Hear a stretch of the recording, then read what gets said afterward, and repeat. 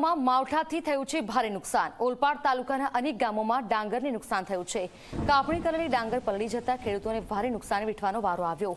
સર્વે કરાવી વળતર આપવાની ખેડૂતોએ માગણી પણ કરી છે। ઓલપાડ તાલુકાના નઘોઈ, સોનલાખારા, કુંભારી જેવા ગામોમાં ગઈકાલે રાત્રે 9 વાગે ખૂબ જોરમાં વાવાઝોડા સાથે કમોસમી વરસાદ ખાબક્યો, જેને લીધે જે ખેડૂતોએ ડાંગરની કાપણી કરીને સુકાવા નાખ્યું હતું એને મોટા પાયે નુકસાન થયું છે।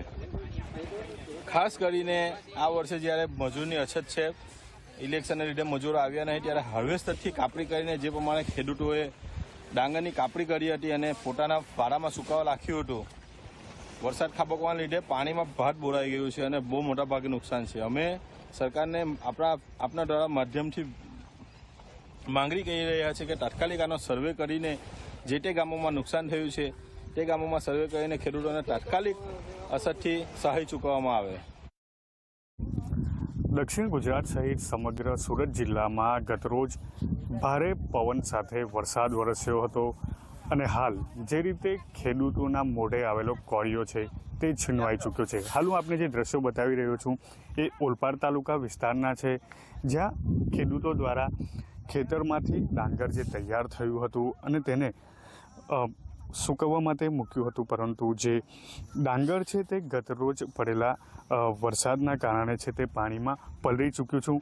હું આપને આ દ્રશ્યો બતાવી રહ્યો છું કે આ જે ડાંગર છે તેમાં ખૂબ જ પાણી ભરાઈ ચૂક્યું છે। ખાસ દ્રશ્યોમાં જોઈ શકાય છે જે રીતે આ પાણી છે તે ડાંગરની અંદર ભરાઈ ચૂક્યું છે અને જે આ ડાંગરનો પાક છે 50 વીંગાથી વધુનો જે આ પાક છે તે પાણીમાં તરબોળ થઈ ચૂક્યો છે। આપણી સાથે અહીંયા ખેડૂત ઉપસ્થિત છે, તેમની સાથે વાત કરી। આપ જણાવો કેટલા વીંગાનો આ પાક છે અને હાલ શું પરિસ્થિતિ છે સમગ્ર પાકમાં?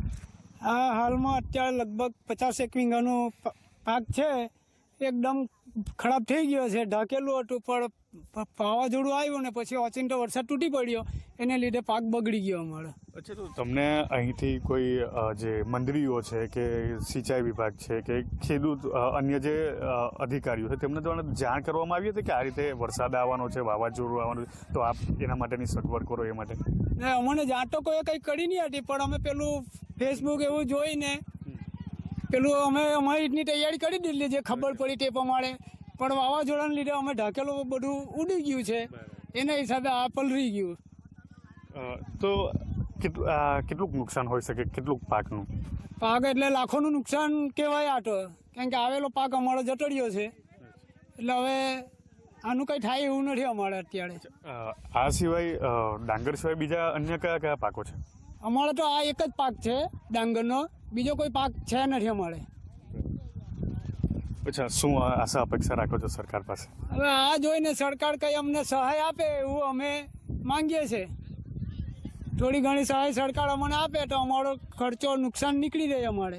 જે રીતે સુરત જિલ્લાનું ઓલપાડ, માંગરોળ, ઉમરપાડા આ સમગ્ર જે જિલ્લો છે તેમાં વરસાદ પડ્યો હતો, ભારે વાવાઝોડું સર્જાયું હતું, ગાજવીજ સાથે પવન ફૂંકાયો હતો, ત્યારે આ પ્રકારની પરિસ્થિતિનું નિર્માણ થયું છે। બીજી તરફના દ્રશ્યો બતાવીશ કે જે ખેડૂતો છે તે પોતાનો જે પાક છે તેને સુકાવવા માટે મથામણ કરી રહ્યા છે। ખાસ સરકાર પાસે પણ તેઓ આશા અપેક્ષા રાખી રહ્યા છે। મહત્વનું છે કે ગતરોજ જે રીતે ભારે વાવાઝોડું ફૂંકાય છે તેને લઈને ઓલપાડ તાલુકાનો તમામ જે વિસ્તાર છે તેમાં ખૂબ જ ભારે તારાજી સર્જાય છે। તેને લઈને જે ખેડૂતોના જે મોઢે આવેલો કોળિયો છે તે છીનવાઈ ચૂક્યો છે અને હાલ ખેડૂત સરકાર પાસે વળતરની આશા સેવી રહ્યા છે। સંદીપ વસાવા, ઝી મીડિયા, ઓલપાડ, સુરત।